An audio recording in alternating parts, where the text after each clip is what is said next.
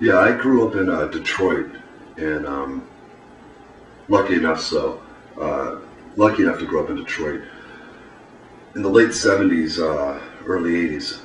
Man, what a scene there! As far as every band that was any band, of course, had to play that city. So I got lucky enough to see a lot of the punk rock cream of the crop, so to speak, as far as the English bands go. A lot of the American bands. Um, I used to spend a lot of time at Bookie's Club. In 1978, I was, what, 15, so, and at that time there was really no pressing age limit. You could pretty much hang out at the clubs and see the bands without any hassle. So, got a chance to see a lot of my heroes at the time. Um, Saw the Ramones 34 times and have all my tickets still to this day. But probably the most influential show for me was seeing the Clash at a Grand Circus Theater in Detroit. That was pretty much a catalyst for me. My life completely changed at that point. Up until then, I had pretty much grown up listening to a lot of pub rock, like Bram Tchaikovsky, Horselips, an Irish band, um, and the one-on-oneer stuff. But boy, seeing the Clash really changed everything for me. And then years down the road, getting a chance to meet Joe Strummer a couple times and hang out with him.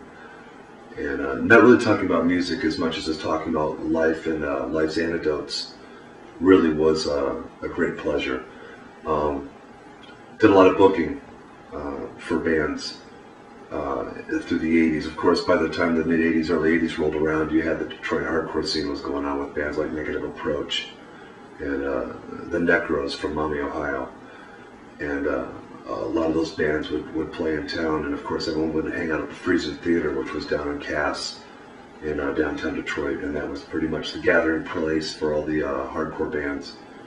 But being a punk in Detroit at that time really was something, and being part of that whole scene. By the time the late 80s rolled around, things had pretty much diffused, but just the charged energy and in what was going on in that city at the time was just unbelievable.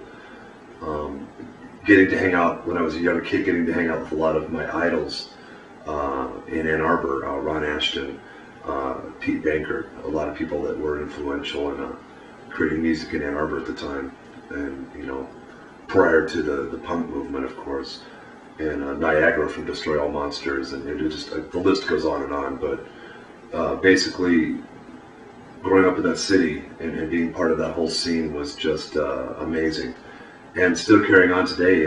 It's influenced my entire life. It's pretty much my whole life has been based on what I consider to be punk rock music, and it's fantastic that this film is out to take all the footage and document this stuff all in one film, because until then you had to look for different videos or this or that, but the crew and the producers of this film have really, it's been a heartfelt effort for them to put everything together and bring it all into one central situation where you can sit down and learn from kind of beginning to end of what's going on, especially first generation punks like myself.